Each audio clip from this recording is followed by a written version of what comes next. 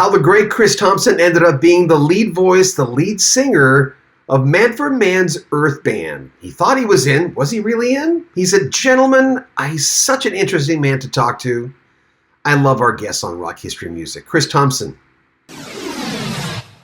Well, I'd heard an interview. I was just listening to an interview with you with a smaller channel, a guy who was just a huge fan, you could tell. And he was asking you about meeting Manfred, but it's interesting the fact that you, until he said you're getting this much a week, you didn't really know. I mean, you're going over to his house over and over again. No. In fact, we laughed about it when I finally decided to leave. We laughed about the fact that I never was actually given the job in the first place. It was just, yeah, well, I have to pay you this amount of money. It was funny. It was funny, but that's Manfred. I mean, he's just a funny guy. Was that almost a retainer in the beginning? Like you're going to be with us? It was exactly a retainer. That's what we hadn't made a record. The band before with Mick Rogers was, successful, but Manfred wanted to do some more pop stuff and everything. So, we had a deal with the record company, and I guess you have to look at how much you can spend on recording and how much you can spend on the band. So, yeah, it was a small retainer, I can tell you that. But he had heard you sing something, right? He had heard you sing something and asked, is that you, right? Yeah, I sent him a tape from the only thing I had with me singing was a kind of I guess it was like a recorded thing from one of the clubs I played in New Zealand, and it was pretty badly recorded, but you could hear me okay. Yeah, and he asked me, is that really you? Is that you singing? So, yeah. With you, how did you handle, I was just talking to Justin Hayward last week, and I know you guys, shared War of the Worlds. You were both on there. But I asked him, I said, well, why? It's hard to come up to an artist that you really respect. You are one of those and going, why aren't you dead? It's not that. It's like, why? Fame kills people. You look at Taylor Hawkins. I'm not sure why Taylor Hawkins died. Ultimately, no one knows. But sometimes you look at a young guy, the 27 Club's a great example, right? They get everything they ever want, then they realize on some level that that's not enough. That's, everything you ever wanted is not what you want. How have you survived? How have you survived all that? Well, to be honest with you, I mean, I don't think Manfred Mann's Earth Band as such, the fame, it wasn't, we were able to walk down the street and nobody really recognized us, because they did in Germany and places where we played a lot, but not really.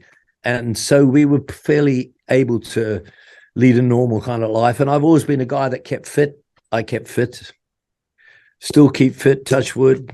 And yeah, I never felt like I'd achieved what I wanted to achieve, or that I always felt like I had to keep working and looking in different directions for things, and kept working with Manfred even though I'd left the band.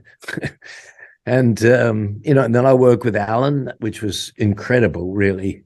And yeah, I didn't really have to deal with fame, thank goodness.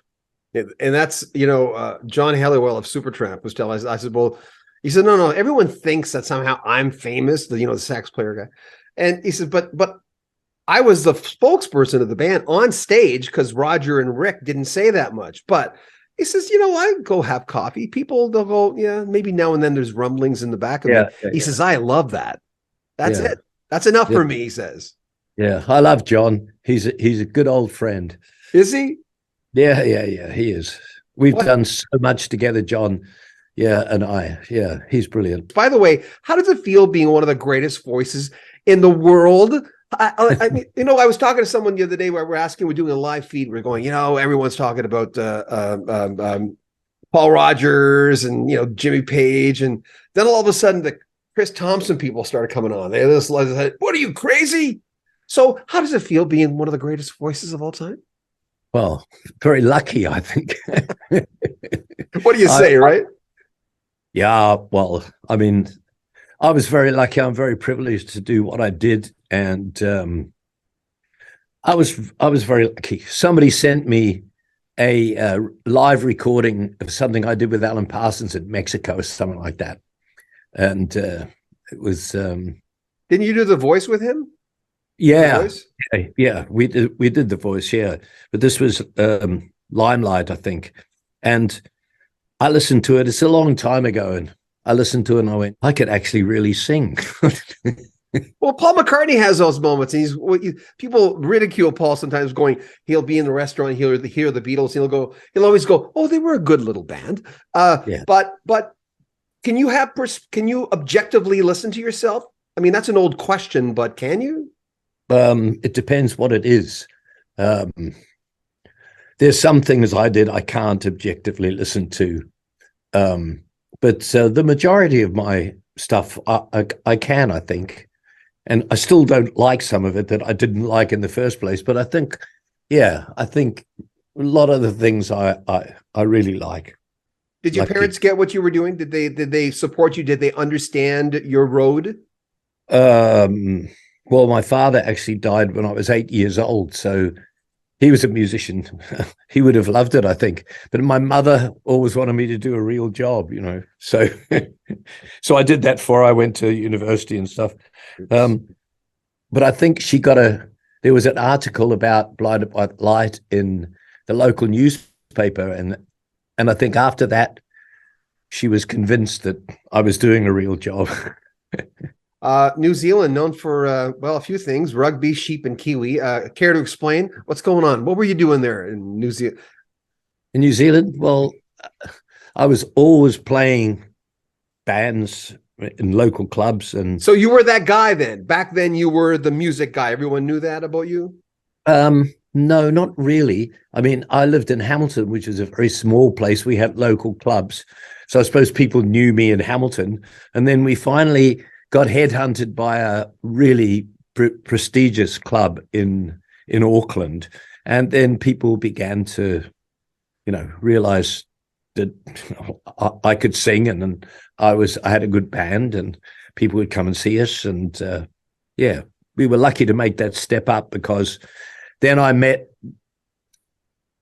some people from overseas came and played with us, because we were the only club that had alcohol after 10 o'clock at night.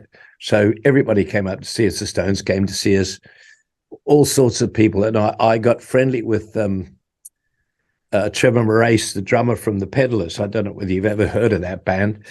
And he just said to me, man, you got to come to England. You got to come to England. I'll get us a gig. And to me, a gig was 7 nights a week in a pub. To him, a gig was a gig. So he sent me a telegram saying, I got a gig, man, you've got to come over. So I sold everything and I went there, and we did that one gig. I had to hunt around for work after that. We'll have more from Chris Thompson in the next few days. And if you're a member of our Patreon, you'll get access to the entire interview in the next few days. Make sure you comment on our video, subscribe to our channel, and share our videos on social media. We love it when you do that. We appreciate that. Join us every Friday for Friday Night Live. Sometimes we have guests. We always have a good topic. But if you want to support the channel, there are links in the description. You can join our Patreon, as mentioned. You can make a donation, buy a t-shirt, spread the word. We'd appreciate that. I'm John Beaudin. This is Rock History Music.